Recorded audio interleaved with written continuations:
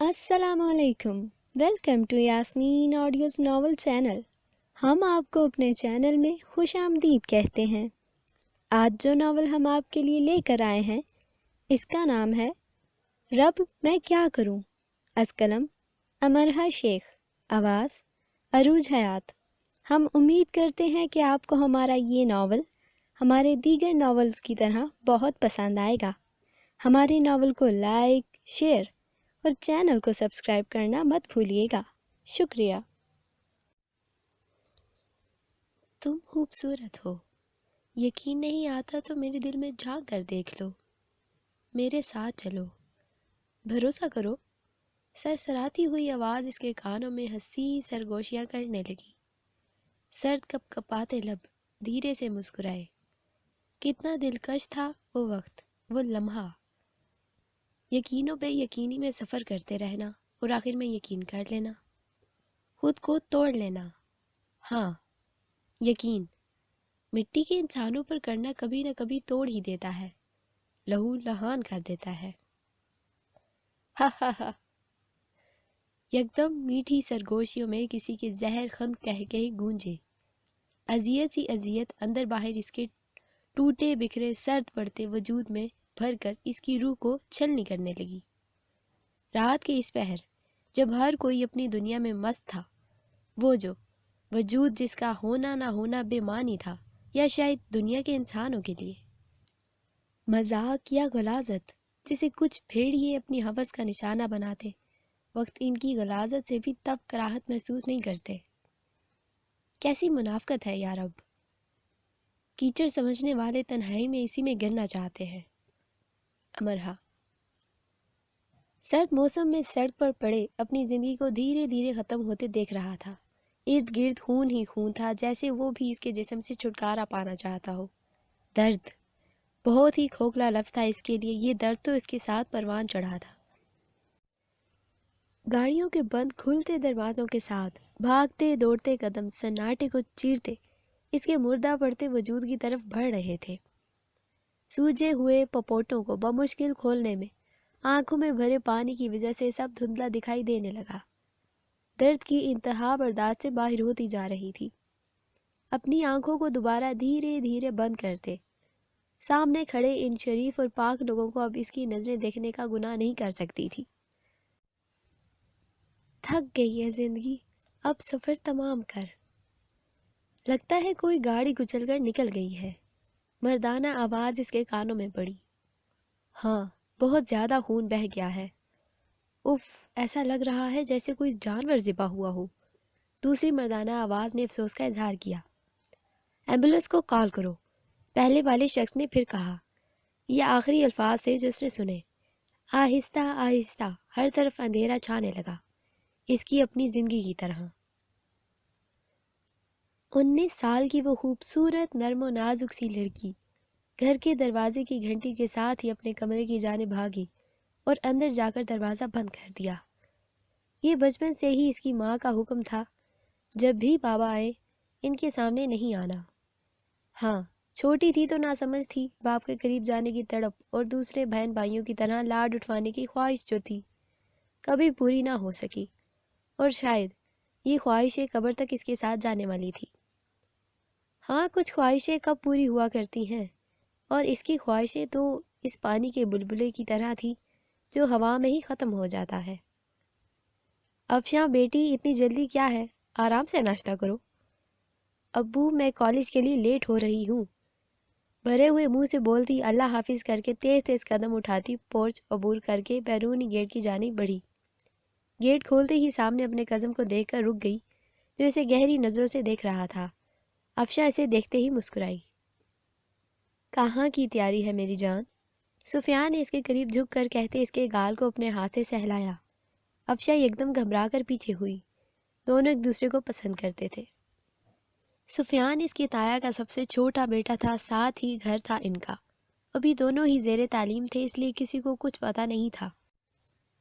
افشاں کو لگتا تھا کہ سفیان اس کے لیے پرفیکٹ ہے۔ اف سفیان، کتنی دفعہ منع کیا ہے ایسے مت بلایا کرو، کسی نے سن لیا پھر؟ ہاں تو سننے دو، میڈم تم سے شادی کرنی ہے، سفیان دوبارہ اس کے نزدیک آنے لگا جب اچانک اندر سے چیخنے چلانے کی آوازوں پر دونوں گھبرا کر اندر کی جانب بھاگے، لیکن لاؤنج کے دروازے پر آ کر ہی رک گئے۔ یہ ہمیشہ کا معمول بن گیا تھا، یا یہ کہنا زیادہ بہتر ہوگا جب سے زباریہ کی پیدائش ہوئی تھی، جو اپنے وجود کے ساتھ ہی ذلت باندھ کر لائی تھی، یہ سوچ افشاں کی تھی، اسی معاشرے کے کچھ بے حس و جاہل لوگوں جیسی سوچ۔ چلو سفیان، افشاں ناک چڑھا کر کہتی سفیان کے ساتھ باہر نکلنے لگی، جس نے ایک بار پھر مڑ کر زمین پر گرے روتے بلکتے نازک وجود کو ترہم بھری نظروں سے دیکھا، پھر پلٹ کر باہر نکل گیا۔ زباریہ، کتنی بار کہا ہے باپ کے سامنے مت آیا کرو میری جان، میں تمہیں نہیں کھونا چاہتی، بہت مشکلوں سے بچا کر رکھا ہے بیٹی۔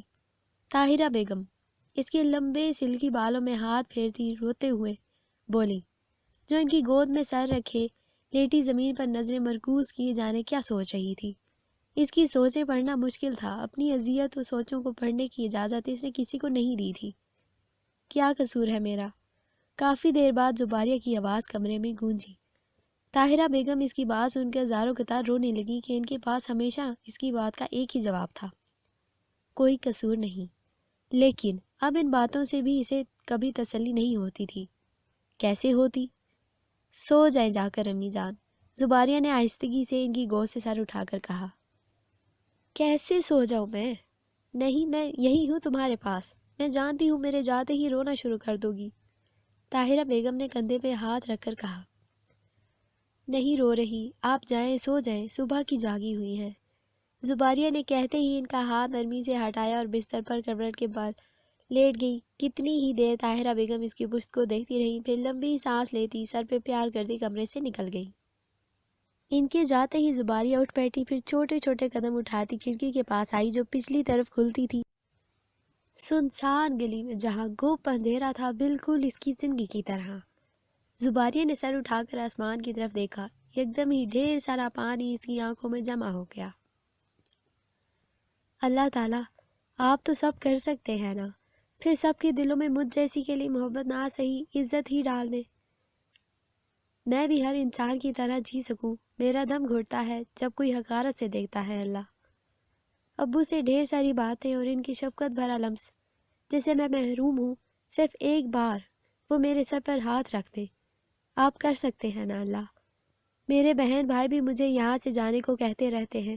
اللہ، میں کیا کروں؟ میں اپنوں کو چھوڑ کر نہیں جا سکتی، مجھے خوف آتا ہے۔ جانے دنیا کیسی ہے، مجھے بہت خوف آتا ہے اللہ۔ آسمان کی طرف چہرہ کیے وہ کہتی جا رہی تھی، آنکھوں سے بے تحاشا آنسو جاری تھے۔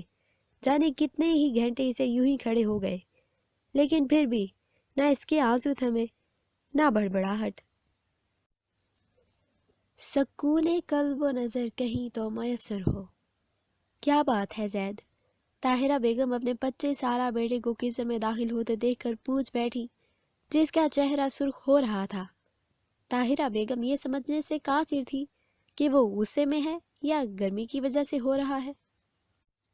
امی، بہت ہو گیا، بس کرے، آپ کی ممتا کے چکر میں ہمارا مستقبل خراب مت کرے پلیز، زید نے غصے اور کچھ بے بسی سے کہا۔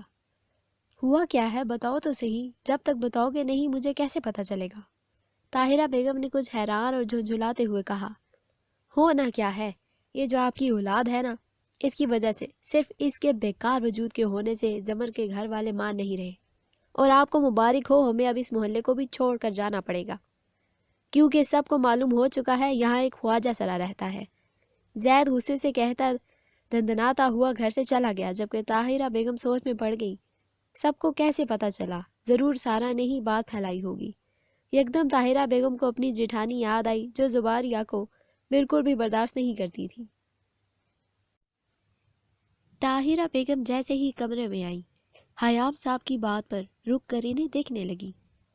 آج میں پچھتا رہا ہوں تمہاری وجہ سے، کاش تمہاری تڑپ دیکھ کر میں نے 19 سال یہ نہ کرتا۔ طاہرہ، اب بھی وقت ہے، زباریہ کو بھیج دو خدا را، ورنہ میں اپنے آپ کو مار دوں گا۔ حیام صاحب کمرے میں ٹہلتے ہوئے تیز تیز اپنی بیوی سے کہہ رہے تھے۔ زباریہ، جو اپنے ماں باپ کے سونے کے بعد اپنے باپ کو دیکھنے آتی تھی، اندر سے آتی تو آواز پر ٹھٹک کر رک گئی۔ حیام، ایسا مت کہیں، میں نے اسے جنم دیا ہے، ہمارے وجود کا حصہ ہے، وہ خدا کے لیے ایسا ظلم مت کرے۔ ظلم ہمارے ساتھ ہو رہا ہے، زباریہ کی صورت میں۔ جب سے وہ منحوس پیدا ہوئی ہے، رشتہ داروں اور لوگوں کو منہ دکھانے کے قابل نہیں رہے۔ رشتہ داروں نے بھی ملنا چھوڑ دیا۔ اس منحوس کی وجہ سے یہ تیسرا گھر ہے جو ہم نے بدلا ہے۔ تم جانتی نہیں ہو، لوگ ہنستے ہیں ہمارے پیٹھ پیچھے، باتیں کرتے ہیں کہ دیکھو وہ ایک خواجہ سرا کا باپ جا رہا ہے، لیکن کوئی یہ نہیں کہتا دیکھو اس کی اولاد خواجہ سرا ہے، لیکن اس نے پھینکا نہیں بلکہ اپنے ساتھ رکھا۔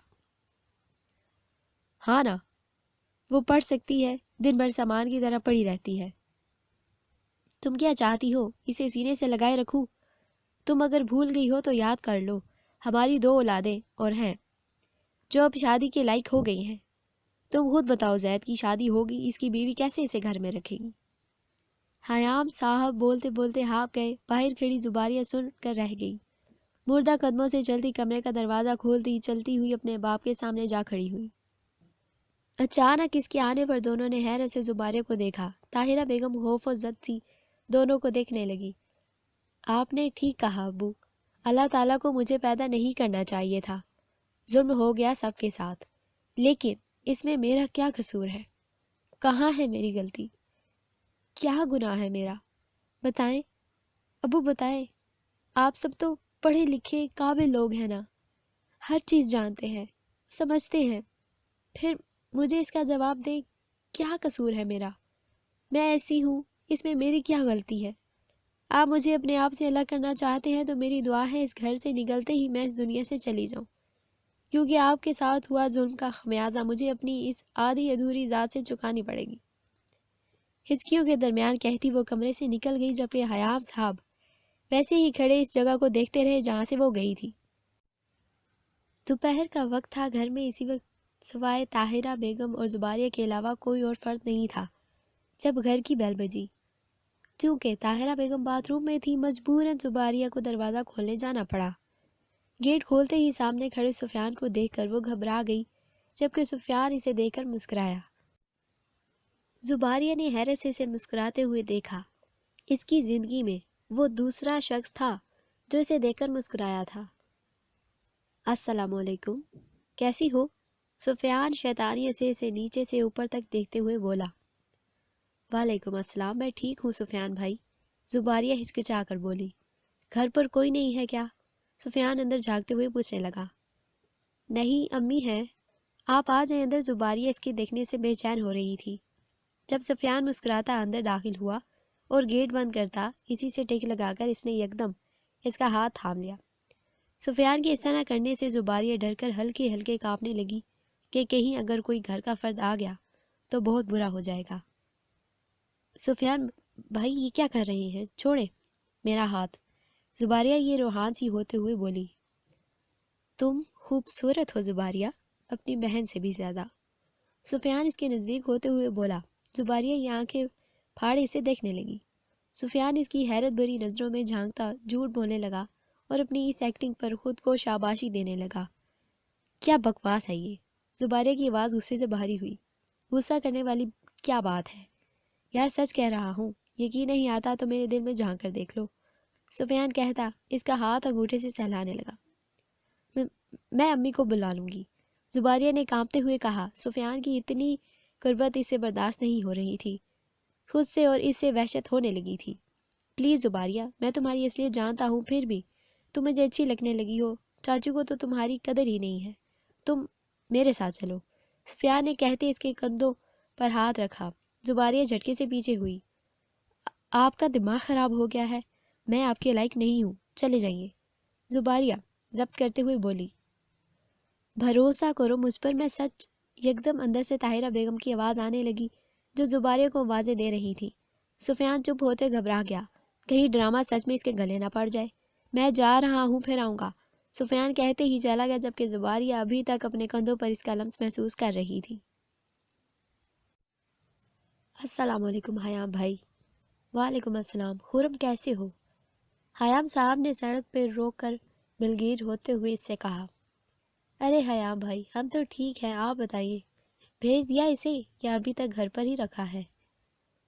نہیں، اس کی ماں بھیجنے نہیں دیتی، اب کون سمجھائے اسے کہ وہ ہم میں سے نہیں ہے، لیکن وہی ممتا۔ میں تو لوگوں کی باتوں سے تنگ آ جاتا ہوں۔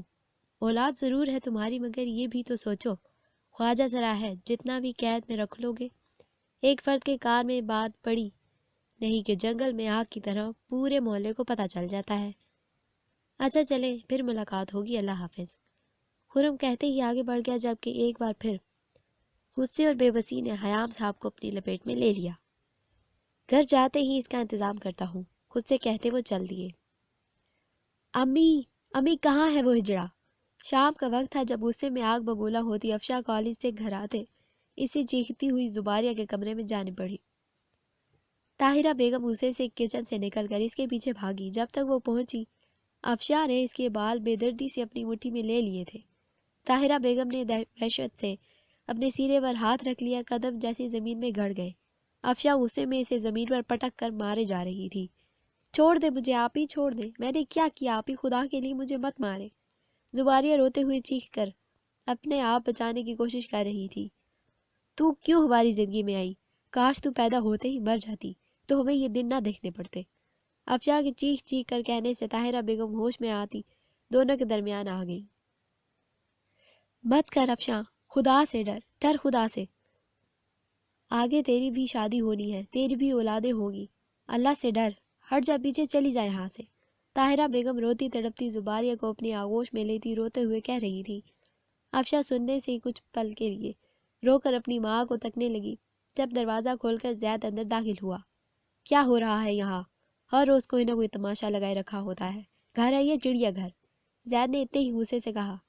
جب سے اس کی زندگی میں زمر آئی تھی، وہ زباریہ کے وجود کو برداشت نہیں کر پا رہا تھا کہ لڑکی کے گھر والے دونوں کی شادی کے لیے مان نہیں رہے تھے۔ ان کی شرط تھی کہ پہلے اپنے گھر سے خواجہ سرا کو نکال باہر کرو، پھر ان کی بچی اس گھر میں رخصت ہو کر آئے گی۔ زید کی آواز پر سب نے گردن موڑ کر اسے دیکھا۔ افشا تیزی سے زید کے سینے سے لگ کر رونے لگی۔ بھائی دیکھیں، امی مجھے بددعائیں دے رہی ہیں، وہ بھی اس ہجڑے کی وجہ سے۔ ہاں افشا گڑیا، مت رو، یہ ہماری ماں تھوڑی ہے، انہیں صرف ایک ہی یہی اپنی اولاد لگتی ہے جو ان پڑھ ہونے کے لیے ساتھ ہماری زندگیوں کو عذاب میں ڈال چکی ہے۔ میں آپ کو کہہ رہا ہوں اسے یہاں سے بھیج دیں، کیونکہ مجھے شادی کرنی ہے جو صرف اس کی وجہ سے شاید نہ ہو پائے۔ زید سخت لہجے میں تیز نظروں سے زباریہ کو دیکھتا افشا کے ساتھ باہر نکل گیا۔ جب افشا نے رو کر طاہرہ بیگم کو مخاطب کیا، آپ اپنی اس بیٹی کو سمجھا دیں، سفیان کے سامنے یہ ایسے پھنسانے کی کوشش نہ کریں، ورنہ اگلی بار تائی جان خود آئیں گی۔ افشان چبا چبا کر کہتی کمرے سے نکل گئی، جبکہ زباریہ ساکت رہ گئی۔ رات کے 8 بج رہے تھے جب سفیان کے گھر والے خیام صاحب کے گھر آئے۔ طاہرہ بیگم پڑوس میں گئی ہوئی تھی، جس سے خالدہ جیٹھانی اور شیر ہو گئی۔ سب ڈرائنگ روم میں بیٹھے ہوئے تھے جب خالدہ نے اپنی چرب زبان کو جوہر دکھاتے شروع کیے۔ بھائی صاحب معاف کیجیے گا، مگر ہم آپس میں بچوں کا رشتہ کر کے اور مضبوط ہونا چاہتے تھے، لیکن سفیان نے مجھے کل ہی بتایا کہ زباریہ بہانے بہانے سے اس کے قریب آنے کی کوشش کرتی ہے۔ توبہ توبہ، ایک خواجہ سرا، خالدہ بیگم نے باقاعدہ کانوں کو ہاتھ لگا کر کہا، جس پر سفیان اور افشا نے ایک دوسرے کو مسکراتی نظروں سے دیکھا، جبکہ خیام صاحب نے اپنے ہاتھوں کو سختی سے بھینچ لیا۔ سفیان تم نے پہلے کیوں نہیں بتایا ہمیں؟ زید اپنی جگہ سے کھڑا ہوتا ہوا غصے سے بولا۔ یار میں کیسے بتاتا، خود مجھے عجیب لگ رہا تھا، میں ابھی بھی شاید نہیں بتاتا اگر کل زباریہ اکیلے ہونے کا فائدہ نہ اٹھاتی۔ میں تو کسی کام سے آیا تھا، لیکن زباریہ نے مجھے تو شرم آ رہی ہے۔ مگر وہ چہرے کے ساتھ کہتے سفیان نے سر جھکا لیا۔ زید غصے سے زباریہ کے کمرے کی طرف بڑھ گیا اور کچھ ہی لمحوں میں روتی تڑپتی اپنے بالوں کو اس کی گرفت سے آزاد کروانے کے چکر میں ہلکان ہو گئی۔ خالدہ بیگم نے حقارت سے اسے دیکھا، جبکہ سب اپنی جگہ سے کھڑے ہو گئے۔ زید اسے ڈرائنگ کی بجائے بیرونی گیٹ کی جانب بالوں سے کھینچتے ہوئے گیٹ سے باہر کی طرف دیتا، گیٹ کو لاک کر دیا۔ خالدہ بیگم نے اپنے بیٹے کو مسکرا کر دیکھا، جس نے ماں کو دیکھا، پھر افشا کے پاس کھڑا ہوا، جس نے اس کا ہاتھ تھام کر سرگوشی کی۔ جو کام چاچو نہیں کر سکتے تم نے 2 دن میں کر دیا، زبردست جان۔ ہوں، خس کم جہاں پاک، ویسے یہ تمہاری بدولت ممکن ہوا، اس کی وجہ سے ہمارا مستقبل خراب ہو رہا تھا۔ ہا ہا ہا، افشاں نے کہتے ہی زور سے کہکا لگایا۔ زباریہ جو رو رو کر ہلکے ہلکے دروازہ بجا رہی تھی، کہیں محلے والوں نے دیکھ لیا تو تماشا لگ جائے گا، اپنی بہن کے ہنسنے کی آواز پر گیٹ سے ہاتھ ہٹاتی چلنے لگی۔ ابھی مجھے معاف کر دیجیے گا۔ زباریہ چلتے چلتے گلی سے نکل کر اچانک سڑک کے درمیان آ گئی، جہاں تیز رفتار گاڑی کو آتا دیکھ کہتے ساتھ ہی آنکھوں کو بند کر لیا۔ سڑک پر تیزی سے ایمبولینس ہسپتال کی جانب گامزن تھی، خون سے بھرا وجود آنکھیں موندے پڑا تھا۔ وہ دونوں مرد ایمبولینس کے ساتھ اپنی گاڑی میں اسے فالو کر رہے تھے۔ ہسپتال پہنچتے ہی اسٹریچر پر اسے ایک ایمرجنسی کی طرف لے کر جانے لگے، لیکن شاید اس کی زندگی کی مدت ختم ہو چکی تھی۔ ڈاکٹر نے اسٹریچر پر ہی اسے چیک کیا، پھر مایوس ہو کر ان دو لوگوں کی طرف دیکھا جو اسے ہی دیکھ رہے تھے۔ سوری، ڈاکٹر کے کہتے ہی وارڈ بوائز اور نرس پیچھے ہٹ گئے۔ ڈاکٹر کہتے ہی آگے بڑھ گیا، آپ ڈیتھ سرٹیفکیٹ بنوا لیں، پھر لاش کو لے جائیں۔ نرس کے کہنے پر اس شخص نے ایک نظر اسٹریچر پر سرد پڑے وجود کو دیکھا، جس کے سلکی لمبے بال اس وقت خون سے پپڑی بن چکے تھے۔ زباریہ، تمہارے بال بالکل میری طرح ہیں، طاہرہ بیگم نے اس کے بالوں میں ہاتھ پھیرتے ہوئے کہا تھا۔ سر چلیں، نرس کی آواز پر اس نے سر ہلایا اور اپنے دوست کو یہی انتظار کرنے کو کہتا آگے بڑھ گیا۔ کیا ہوا حسن، پریشان کیوں ہو؟ ولید اپنے دوست کو دیکھتے ہوئے بولا، جو کچھ پریشان لگ رہا تھا۔ اس کی فیملی کا کیسے پتہ چلے گا؟ جانے کون ہے، ہم ایسے ہی تھوڑی جنازہ پڑھوا سکتے ہیں۔ دونوں لان میں کھڑے باتیں کر رہے تھے جب بیرونی گیٹ سے زید اندر آتے دکھا۔ ارے زید آیا ہے اپنے والد کے ساتھ، ولید دیکھتے ہی ان کی جانب بڑھا۔ السلام علیکم انکل۔ وعلیکم السلام بیٹا، وہ کچھ دیر پہلے گھر میں ایمبولینس آتے دیکھی، سب ٹھیک ہے؟ حیام صاحب نے فکر مندی سے پوچھا۔ جی انکل، اللہ کا شکر ہے، دراصل کل کسی لڑکی کا ایکسیڈنٹ ہو گیا تھا، ہسپتال لے کر جا ہی رہے تھے لیکن بیچاری کا راستے میں ہی انتقال ہو گیا، فیملی کا بھی کچھ معلوم نہیں ہو سکا، اسی لیے ہم لے آئے کہ ثواب ملے گا۔ بالکل بیٹا، بہت نیکی کا کام کیا ہے۔ حیام صاحب نے مسکرا کر اس کا کندھا تھپ تھپایا۔ تدفین کے لیے گھر سے قبرستان پہنچے جب جانے کیوں حیام صاحب کو اس کا چہرہ دیکھنے کی بے چینی ہوئی، کیونکہ حسن کسی کو بتا رہا تھا لڑکی 18-20 سال کی تھی۔ مولوی صاحب سے اجازت لیتے ہی جیسے چہرہ دیکھا وہی پتھر آ کر رہ گئے۔ زباریہ، یہ سرگوشی میں اس کا نام لیتے ایک پل کے لیے دل ڈوب کر ابھرا، یکدم نظروں کے سامنے کمبل میں لپٹا ننھا سا وجود نظروں کے سامنے لہرایا، جانے آنکھوں میں ڈھیر پانی کہاں سے جمع ہو گیا۔ زید جو اپنے باپ کی سرگوشی سن چکا تھا، ہونٹ بھیج گیا، پھر ساتھ بیٹھتا چپ رہنے کا کہتا اٹھ گیا۔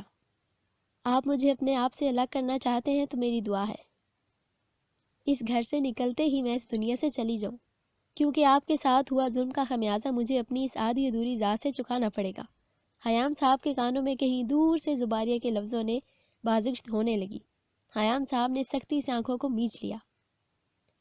حیام صاحب، کہاں ہے میری زباریہ؟ آپ نے کہا تھا وہ رات کو سو گئی تھی، وہ جاگ نہ جائے، اسی وجہ سے نہیں گئی تھی۔ میں کیسے بھول گئی، آپ کا تو اس کے وجود سے کوئی سروکار نہیں ہے، صبح سے اسے نہیں دیکھا۔ بتائے کہاں ہے، پلیز مجھے میری زباریہ لا دیں، میں اسے لے کر چلی جاؤں گی، میری زباریہ لا دیں۔ کہاں چھوڑ کر آ گئے آپ؟ حیام صاحب کے گھر میں داخل ہوتے ہی طاہرہ بیگم بھاگنے کے انداز میں ان کے قریب آ کر روتے ہوئے بول رہی تھی۔ جو بالکل چپ تھے۔ زید بھی پیچھے سے آتا وہیں کھڑا ہو کر اپنی ماں کو تڑپتا دیکھنے لگا۔ یکدم زید کو زباریہ پہ غصہ آنے لگا۔ بس بہت ہو چکا، رونا دھونا، لڑنا جھگڑنا۔ زید چیخ کے کہتا اپنی ماں کے سامنے کھڑا ہوا۔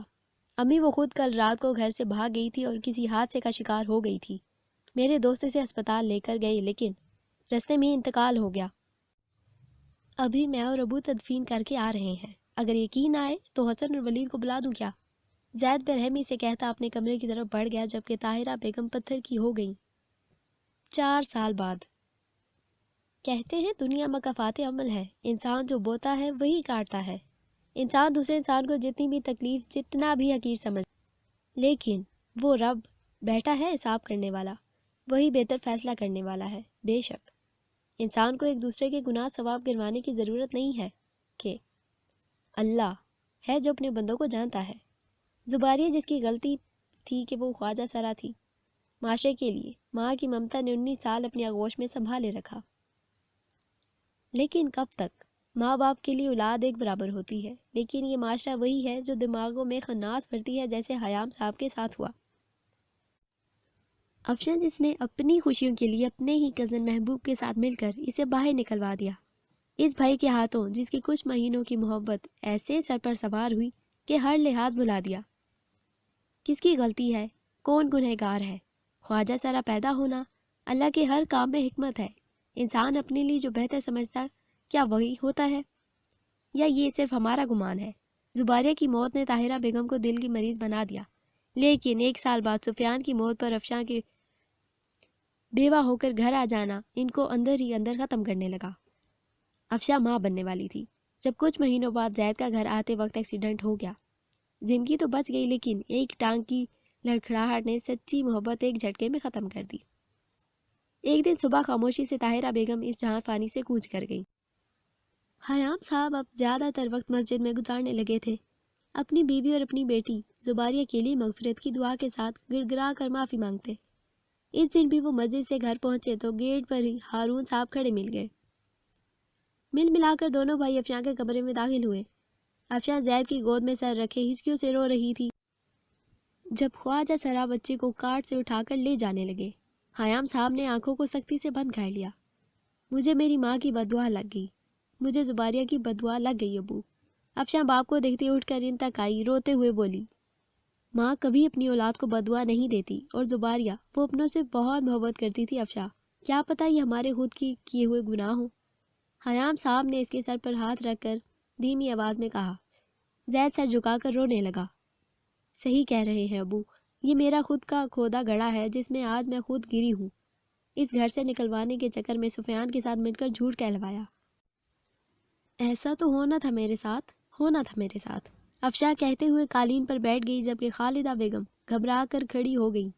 زید سنتے ہی اور شدت سے رونے لگا، جبکہ خیام صاحب خود کو سنبھالتے مضبوطی سے چلتے خواجہ سرا کے سامنے کھڑے ہوئے اور ہاتھ بڑھا کر بچے کو لے کر اپنے کمرے کی طرف بڑھنے لگے، جب رو کر پلٹے۔ یہ ہمارے گھر کا بچہ ہے، آپ جائیں یہاں سے۔ باپ کی بات سنتے ہی دونوں نے سر اٹھا کر خیام صاحب کو دیکھا، جو کہہ کر رکے نہیں تھے۔ ختم شد۔ رائٹرز نوٹ: السلام علیکم، ایسے حساس موضوع پر لکھنے کا میرا پہلا تجربہ ہے۔ اگر کوئی بات غلط لگے تو اصلاح کیجیے گا، شکریہ۔ ہمارا یہ ناول رب میں کیا کروں اپنے اختتام کو پہنچا، جو تحریر ہے امہرا شیخ کی اور آواز ہے عروج حیات کی۔ ہم امید کرتے ہیں کہ ہمارے دیگر ناولز کی طرح آپ کو ہمارا یہ ناول بھی بہت پسند آیا ہوگا۔ ہمارے ناول کو لائک، شیئر اور چینل کو سبسکرائب کرنا مت بھولیے گا، اور کمنٹ سیکشن میں اپنی رائے کا اظہار ضرور کیجیے گا۔ ہم جلد حاضر ہوں گے ایک نئے ناول کے ساتھ۔ شکریہ۔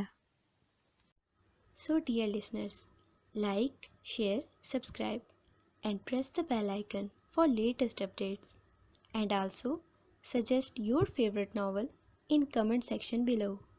Thank you.